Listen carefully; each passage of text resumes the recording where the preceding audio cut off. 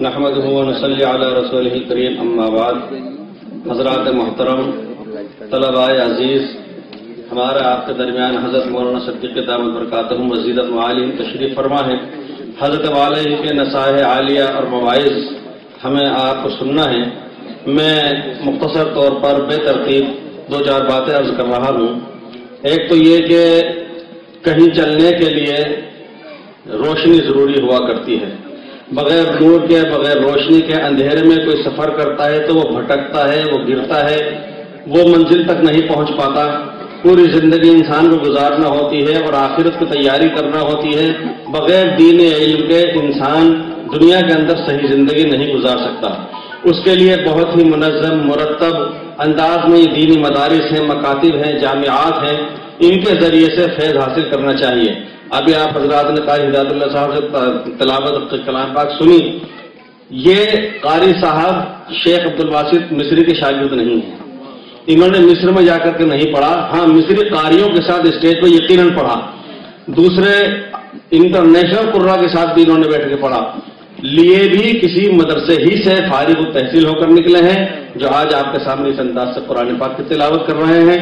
ہمیں اور آپ کو یہ دقیانوسی پرانا خیال ذہن سے نکال دینا چاہیے کہ مدارس سے پڑھوانے کے بعد، دین تعلیم دلوانے کے بعد ہم اپنی اولادوں کسی کام کو نہیں چھوڑیں گے. یہ پرانے اوہام رہ گئے ہیں، حقیقت سے اس کا کوئی تعلق نہیں ہے. آج آپ حضرات مشاہدہ کر سکتے ہیں کہ دینی مدارس سے فارغ ہونے والے حضرات بھی جس طرح دینی اعتبار سے وہ ماشاءاللہ غروب و ترقی ہوتے ہیں، دنیاوی اعتبار سے بھی پیچھے نہیں رہتے. میرے سامنے نامزد بہت ساری ایسی مثالیں ہیں. دوسری بات یہ ہے کہ ہم ایمان والوں کو تلقین کی گئی ہے. رسول پاک علیہ السلام نے کلمہ بھی سنایا، کلمہ پڑھوایا، تلاوت کلام پاک بھی کی اور دوسروں سے بھی کرائی. لیکن آپ علیہ السلام نے جس طرح علم عنایت فرمایا اور سکھلایا، کیا تربیت نہیں فرمائی؟ یقیناً تربیت بھی فرمائی. اخلاقیات پر رسول پاک علیہ السلام نے بہت زیادہ زور دیا. اخلاقیات کے تعلق سے ارشاد فرمایا کہ اگر سالن بنا رہے ہو تو پانی تھوڑا زیادہ کر لو، شوربہ پڑ جائے گا، پڑوسی کو بھی دے دینا. یہ کوئی اچھی بات ہے کہ آپ کے گھر کے اندر چولہا جل رہا ہے اور پڑوسی کے گھر کے اوپر سے دھواں جا رہا ہے، اس کے گھر میں چولہا نہیں جل رہا، بچے فاقے سے ہیں اور آپ خوشی مسرت اختیار کر رہے ہیں. آپ کے ہاں آم آ رہے ہیں، پھل فروٹ آ رہے ہیں، بچے بھی کھا رہے ہیں اور چھلکے باہر پھینک دیے ہیں. غریب دیکھ کر کے ترس رہے ہیں، بچے ملول ہو رہے ہیں. ہمیں آپ کو اخلاقیات کا شعبہ سکھلایا گیا ہے، تو ہمیں جہاں دینی مدارس میں اپنے بچوں کو داخل کرا کر کے علم حاصل کروانا چاہیے، وہاں ہمیں اور آپ کو اپنے اخلاق کو سدھارنا چاہیے. رسول پاک علیہ السلام نے مدینہ منورہ میں اور اس سے قبل مکہ مکرمہ میں جہاں پڑوسیوں کے ساتھ حسن سلوک کی تلقین فرمائی تھی، اس مکہ کے اندر فرمائی تھی جہاں عمومی طور پر مشرکین تھے، کفار تھے، اور جن کو اعلیٰ دین اور دین اسلام کا دشمن قرار دیا جاتا ہے، ان سے حسن سلوک اور ان کو ساتھ پڑوسیوں کے ساتھ اچھا سلوک کرنے کے لیے ارشاد فرمایا تھا. مدینہ منورہ میں جہاں حضور پاک علیہ السلام نے پڑوسی کے حقوق کی تلقین کی اور حضرت جبرائیل امین بار بار آ کر کے اسی طرف رہبری کرتے رہے، اشارہ کرتے رہے، وضاحت بھی کرتے رہے، تو وہ ان لوگوں کے بارے میں وضاحت کی گئی تھی جو یہود تھے، جو بعض ان میں سے مشرکین تھے. ان حضرات کے ساتھ بھی ہم یہ نہیں کہ سامنے والا ایمان والا ہے تبھی کرنا ہے ورنہ نہیں. تو ہم ایمان والوں کو اپنے اخلاق بھی درست کرنا چاہیے. ایک چھوٹا سا بچہ ہوتا ہے، اس کے اندر ہوتا ہے میں. جب وہ اس کی سوچ، اس کا ذہن، اس کا وسعت قلب اتنا ہی ہوتا ہے کہ وہ صرف اپنی ذات تک سوچ سکتا ہے. وہ اپنے باپ سے، اپنی ماں سے صرف یہاں تک کہہ سکتا ہے مجھے یہ کھلونے دلا دو. وہ مجھے کو یاد رکھتا ہے، کسی اور کو یاد نہیں رکھتا. اس کے ہاتھ میں کوئی کھلونا ہوتا ہے، اگر اس کو توڑ رہا ہوتا ہے تو اس کو ٹوکتا ہے تو کہتا ہے میرا ہے. وہ کہیں جاتا ہے تو وہ اپنے ماں باپ سے کہتا ہے کہ فلاں چیز مجھے دلوا دو، مجھے دلوا دو، میرے لیے فلاں چیز لے کر کے آ جانا.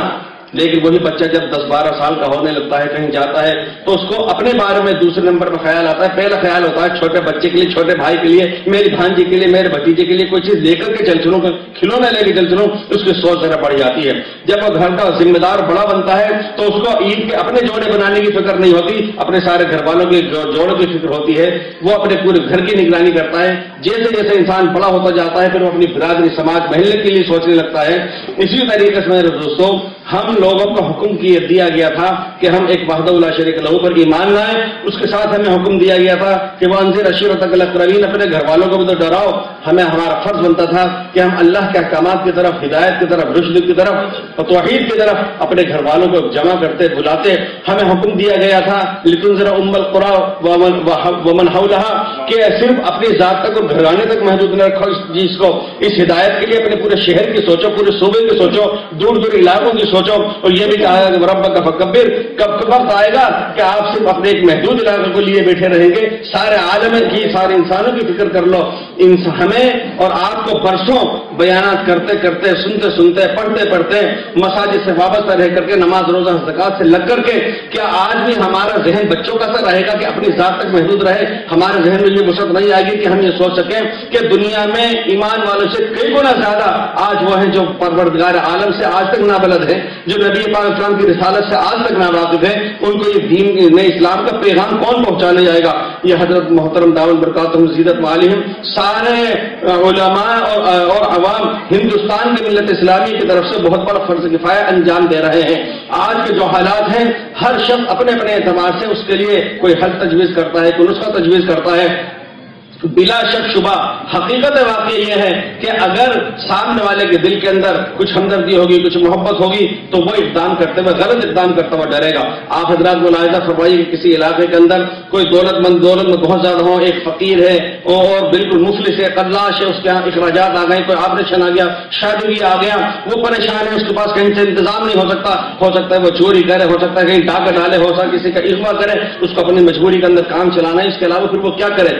لیکن اسی علاقے کا وہ دولت مند انسان اپنے محلے کے رہنے والے کسی خاص غریب گھرانے کے اوپر کفالت کر رہا ہے، اس بیوہ کا دھیان رکھ رہا ہے، اس یتیم بچے کو اس سے پرورش میں لے لیا، وہ صدقہ فطر وہاں دے رہا ہے، وہ زکات کی ادائیگی وہاں کر رہا ہے، حسن سلوک اس کے ساتھ کر رہا ہے.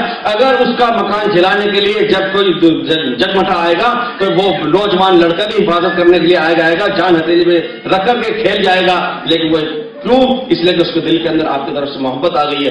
ہم پر فرض بنتا ہے کہ ہم ایک اللہ کا تعارف سارے عالم کے اندر کرانے کی کوشش کریں. یہ سمجھنا کہ پہلے یہی ایک کام ہوگا، اس کے بعد دوسرا کام ہوگا، اس کے بغیر دوسرا نہیں ہوگا. آپ حضرات شادی بیاہ میں دیکھا کرتے ہیں، میں بھی دیکھتا ہوں، ادھر زردے کی دیگ چل رہی ہے، ادھر قورمے کی دیگ چل رہی ہے، ادھر روٹی آٹا گوندا ہوا ہے، روٹی پکانے کی تیاری چل رہی ہے. کیا ایسا ہوا کرتا ہے کہ یہ کہا جاتا ہو کہ پہلے زردہ بنا کر کے رکھ دینا، دوپہر کو 12 بجے، عصر کے بعد روٹی بنا کر کے رکھ دینا، مغرب کے بعد میں پھر سالن چڑھانا؟ نہیں، ایک ساتھ سارے کام ہوتے رہتے ہیں. جہاں ہم ایمان والوں کے اندر دین کے محنت کا کام کر رہے ہوں، طلبا کے اندر، نور لڑکوں کے اندر تعلیم کا کام، تدریس کا کام کر رہے ہوں، وہاں پر ہمیں یہ کام بھی سوچنا چاہیے کہ 14.5 سال گزر جانا یہ کم وقت تھا، اور ہم کتنی صدیوں انتظار کریں گے، کتنے ہزار سال انتظار کریں گے کہ ہم دوسروں تک دین کی دعوت کا پیغام پہنچائیں. پروردگار عالم مجھے اور آپ کو، ہم سب کو اس طرح متوجہ ہونے کی توفیق عطا فرمائے. پہلی مرتبہ اس مدرسے کے اندر حاضری ہوئی ہے. میں سنتا رہتا تھا، لیکن ماشاءاللہ آج دیکھا مدرسے اور مکتب کے اندر صحیح معنی میں تو تعلیم کا جائزہ لیا جاتا ہے اساتذہ ممتحنین حضرات کے ذریعے جو آتے ہیں اور ان سے ان کے امتحانات لیتے ہیں. ششمائی امتحانات ہوتے ہیں، سالانہ امتحانات ہوتے ہیں، لیکن وہ ایک محدود طبقہ ہوتا ہے، 5-7 ممتحنین آتے ہیں، وہ دیکھ کر کے جانچ کر کے چلے جاتے ہیں. لیکن عامت الناس کیسے پہچانے، محلے والے کیسے پہچانے؟ ان کے لیے یہ جلسہ اور یہ بچوں کا مکالمہ اور ان کا مباحثہ اور ان کی نعتیں، ان کی تلاوت، ان کے خطابات، یہ بہت مؤثر ہوا کرتے ہیں. اس سے محلے کے لوگوں کے سامنے بھی اور شہر کے لوگوں کے سامنے بھی کیفیت آ جاتی ہے. ماشاءاللہ میں نے بھی سنا، بہت اچھا لگا، بہت بہتر لگا، اور تعلیم کا معیار کا بھی اندازہ ہو رہا ہے، اساتذہ کی تربیت کا بھی انداز ہو رہا ہے. پاک پروردگار عالم اس ادارے کو دن دگنی رات چگنی ترقی نصیب فرمائے. وآخر دعوانا الحمدللہ رب العالمین.